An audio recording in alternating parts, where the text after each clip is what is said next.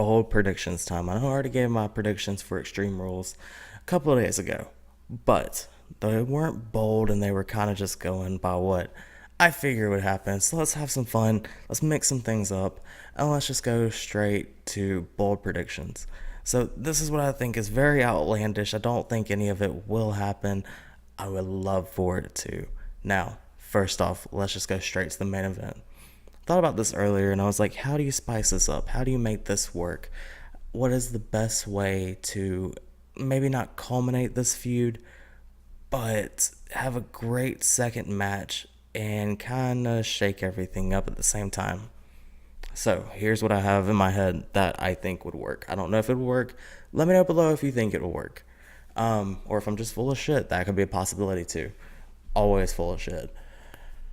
So AJ Styles beats Roman Reigns with the help of Finn Balor. Now hear me out. Finn Balor is in NXT.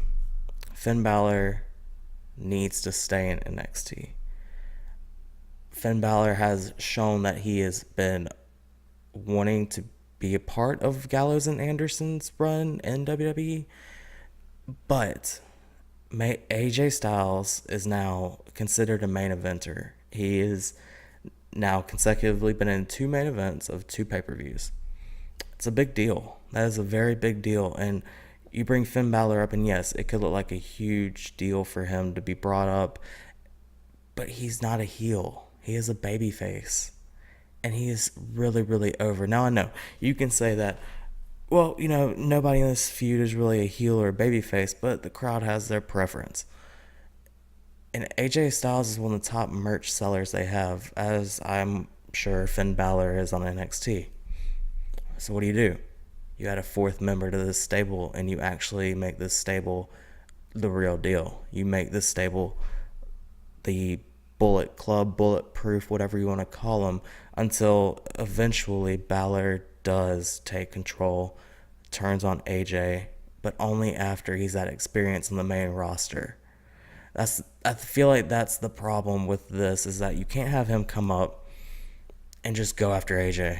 You really can't.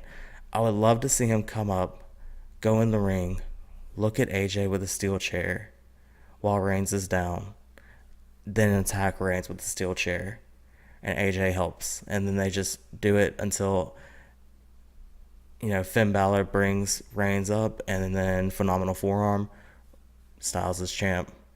And there's a cohesive unit, and Gallows, Anderson, Balor, Styles. And they're going to run roughshod over WWE. Talk about a new era. That's the new era. That's what we need. That would be perfect. Perfect storytelling.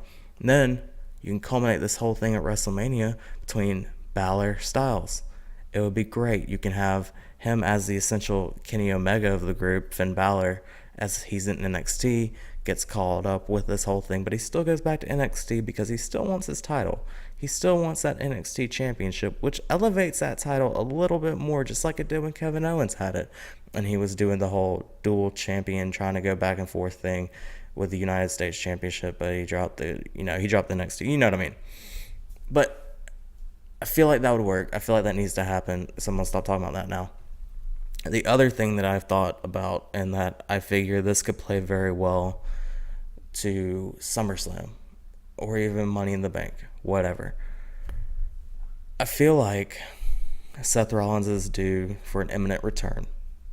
So have him return tomorrow night or tonight, because again, the Extreme Rules is tonight.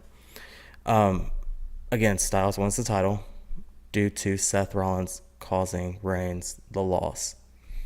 Now, what does this do? This makes a feud for Rollins-Reigns. But Rollins comes out to a babyface pop, and he will be a babyface no matter what. There's nothing we can do about that. There's nothing WWE can do about that, because he's going to come out as a babyface. What do? Turn Ambrose heel. Tomorrow is the perfect night to do that. And what does this set up? A SummerSlam Shield triple threat match. Now, I know this is a WrestleMania match, but that's why the title's not on the line. That's why we get a taste of it at SummerSlam. We get the culmination at WrestleMania of the Shield triple threat with the title on the line. Now, I think you have, of course, Kevin Owens winning Money in the Bank, So you have him feuding with Sami Zayn at SummerSlam. You can have AJ Styles going up against anyone, putting on a 5-star match, of course. But I think you have Reigns, Ambrose, Rollins, triple threat match, number one contendership for the championship at SummerSlam. Because I think if you turn Ambrose heel tomorrow night, which you very easily could do with how many weapons are involved in that match, it would be a crime not to. And with the intensity he showed on Monday Night Raw, I feel like you should. You have two baby faces, but one that, of course, everyone hates anyway. And you have your clear baby face in Seth Rollins, who goes back to doing the acrobatic stuff. Not necessarily as much as he did on the indie scene or even when he was in NXT as a babyface. But you go back to the essential. He knows what he's doing. He does a little bit of high fly here, there, gains back his babyface pops, if you will. So I feel like that's something that would be very surprising. Nobody really would expect it. Maybe that should happen. Something else that I think could happen, maybe should happen, John Cena return. He's only slated to return, not this Monday, but the next Monday at Memorial Day. Why not have him come back a little bit early? He came back at WrestleMania. I don't know why with The Rock, but that was fine, whatever. Have him come back a little early. Have him show his presence. Maybe hype up something. Maybe he attacks Rusev after Rusev wins the United States Championship. Of course, there's been rumors that Reigns Cena is what they want at SummerSlam. It's really not what anybody else wants, though. I mean, of course, Cena's going to get the chance. It's going to be Cena sucks. Yeah, of course. Let's go Cena. Cena sucks. Of course, that's what it's going to be. It's not going to be anything about Reigns. They're going to boo him out the building. But you put Cena against Rusev. You continue that feud from, what was it, last year. Build that up. Build this championship back up, because ever since Cena left, ever since Rusev lost it, and Kalisto won it from, was it Del Rio, or even Del Rio winning it, it's lost its prestige. And it's now just, hey, here, there you go, have it. Pre-show, cool. But you put it on Rusev, you feud over it with John Cena. That's great. Do that again. That's what worked. Do the open challenge. Let's bring some other people into the mainstream audience's viewing pleasure. Why not? So maybe that's something that happens tomorrow. That could be a bold prediction. Why not? So let's see another bold prediction. Why not have Ric Flair come out to the ring? And I hate to say that because I like Charlotte. I like her as a heel. I like Natalya. And, I would love to see a good finish. And I know everybody's wiping everything off in Natalya. Why not have Ric Flair come out to the ring and break these two up? That would be the perfect way to. It sets itself up. And I know everybody wants to say, well, she can do it on her own. Well, have her. Have her doing it on her own. Have her kicking Natalya's ass up and down by herself. And have Ric Flair come out there clapping his hands and then looking befuddled when she loses the title because of him, when Natalya's on the ground in pain. Be perfect storytelling. The easiest way to break these two up. And it's good TV.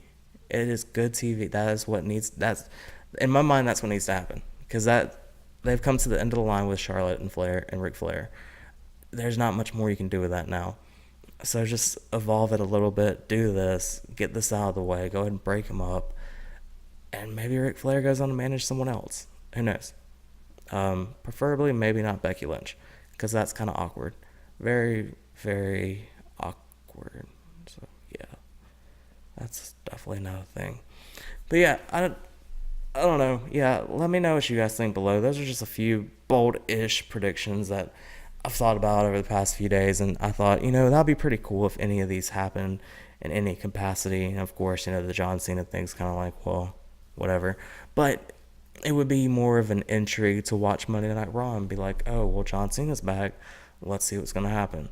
I feel like it's a definite intrigue. They need something now, especially if Reigns retains again. I don't think anybody wants that. I think we all know in our heart of hearts what's going to happen. I would be very shocked if they did a swerve like that in any way, shape, or form. Styles wins. But, Fingers crossed that happens. Fingers crossed we get some kind of change. But yeah, let me know what you guys think below. Do you guys like any of this stuff? Do you think any of it could work for the future? Do you think it could work right now? Let me know what you guys think below. Let me know. And thank you so much for watching. As always, don't forget to like, share, and subscribe. Really does help me out a lot. I really do appreciate it. And I will see you guys later. Thank you so much.